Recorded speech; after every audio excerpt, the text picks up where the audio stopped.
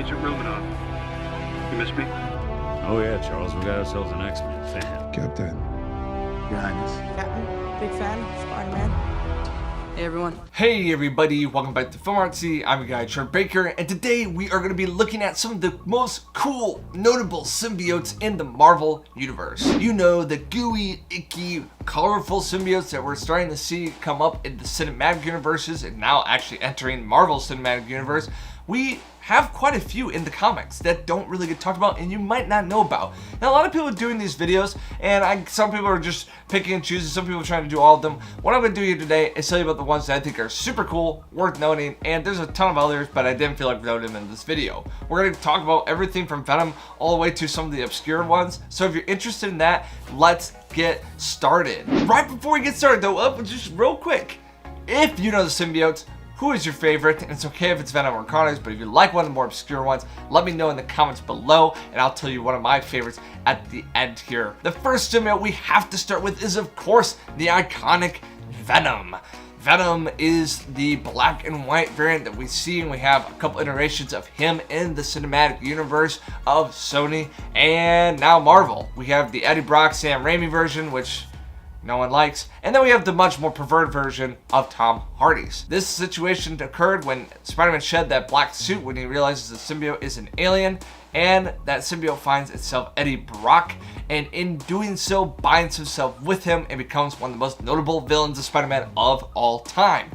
Now, he doesn't just stay a villain, he actually becomes an anti-hero, which is a lot more where Sony is playing in the ground of Venom at this moment, and actually why I don't think Venom will be a villain in the upcoming Marvel Cinematic Universe. But Venom has a plethora of different abilities, including superhuman strength, durability, stamina, regenerative healing, and even telepathy, and he's just so stinking funny. He's very funny, and actually what I love about the new movies is they really tap into that. The next symbiote you actually have seen on the big screen as well is indeed Carnage. Carnage is probably the most violent, visceral of them all. He's unique in that he doesn't do the symbiosis like some of the others. He actually combines with the host on the molecular level, which is something that I was bothered by in the movie because they don't really touch on this. They're like, oh, okay, guys, they gotta blend together. And I know the movie had to be quick, but Carnage is not exactly an unnotable villain, and for that to just kind of go like this, it didn't really make sense that casting him, like they show him bonding on the molecular level, but it didn't like separating them shouldn't have been that easy. Carnage is more of the horror story of the Marvel comics. He does, well, quite frankly, a lot of carnage, and he leaves quite a blood trail behind him due to the fact that he is bonded with the psychopath Case Cassidy. The next symbiote is actually Riot. Now, we've seen Riot in the big screen, but he's not very notable in the comics. His main abilities is he's able to take the shapes of, like, you know, weapons and stuff. We see that in the film where he makes his arms axes, which is pretty cool. And it was a really interesting choice for them to go with this one because, quite frankly, I feel like there's a lot of better ones, but this is how they decided to take the first movie. And hey, we got to see Ryan on a big screen, but it doesn't look like we're going to get to see him again. Now, going to some of these more obscure ones, I'll just go down the list of things that I really like, but we got to start at the beginning, starting with 𝘨. None of the symbiotes can challenge the power of 𝘨, the god of symbiotes himself. 𝘨 forged a sword called the All Black that became the first symbiote before he forged himself a suit of symbiote armor. Using these tools, 𝘨 waged war against the Silver Surfer and the armies that would come to challenge his reign. And that is kind of the origin story of the symbiote. He's a pretty powerful individual. He has this sword that turns into symbiote. So you gotta know about 𝘨 if you're gonna learn about the symbiote. Now, let's continue down a path of symbiotes. Did you know that there's numbers for these things? And apparently Venom and Carnage are 998 and 999, and number 1000 proved to be a pretty formidable foe to the web slinger and to Venom as well. And his name is Toxin. Toxin, coming in with this big red Venom-like body with a green tongue, has some pretty unique abilities. The symbiote is immune to the spider sense, which makes him pretty difficult for the web slinger, and he also has poisonous fangs, and that's obviously how he gets his name, Toxin.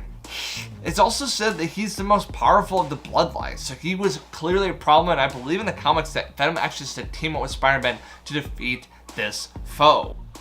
Before we continue this video, I just want to let you guys know that we have an awesome Instagram that updates on a regular basis with all things Marvel, DC, and everything that you love about the movies. So if you haven't already, go follow the Instagram right now. You won't regret it. Now let's get back to the video.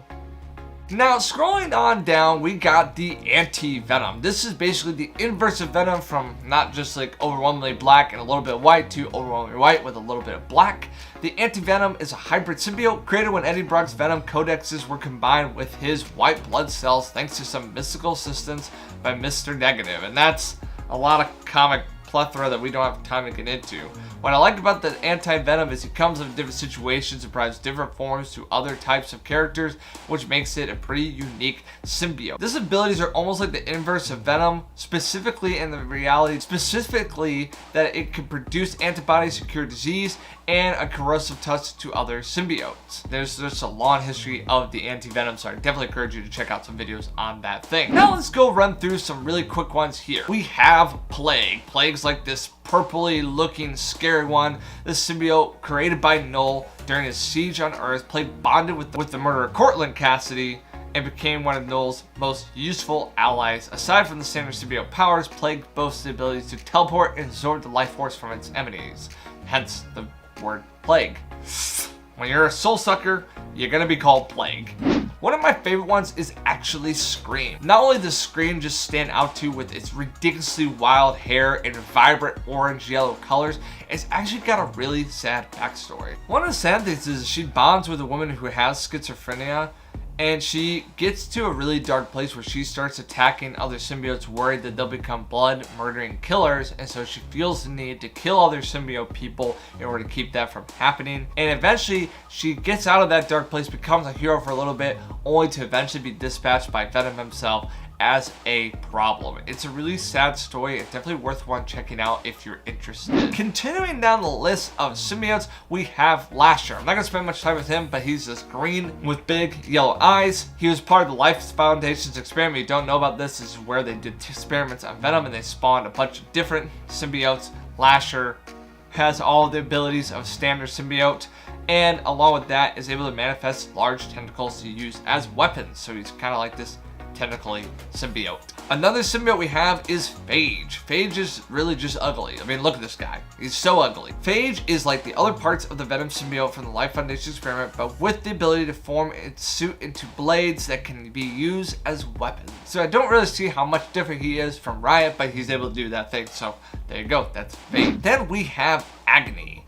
Agony is the final of the remaining parts of the Life Foundation's experiment. This symbiote's unique ability is to spin acid that can burn through most objects as well as absorbing chemicals itself. So there you go. You've got your round of 5. If you didn't catch all of these, you've got Scream, Lasher, Riot, Plague, and Agony that are part of that Life Foundation's experiment, and that clearly went wrong. Some other ones that you might want to check out, and I'm not going to spend all the time reading about these, is Hybrid, Scorn, Payback, and plethora of others. But I do want to spend a little bit on one that I really liked, and the one that I said I'd tell you at the end, and this is Mania. Mania was created using the severed tongue of Venom during the battle with the Thing. Once created, it actually chose not to bond with anybody, and as a result, basically killing host after host after host after host. And I know this changes later on in the comics, but I thought that was pretty cool. Very similar parts of Venom, but just a lot more of this darker choice of like, I'm gonna take down people as I exist. Well, I hope you guys enjoyed this deep dive into the Marvel Comics. That's something that we always do, but I thought it'd be fun.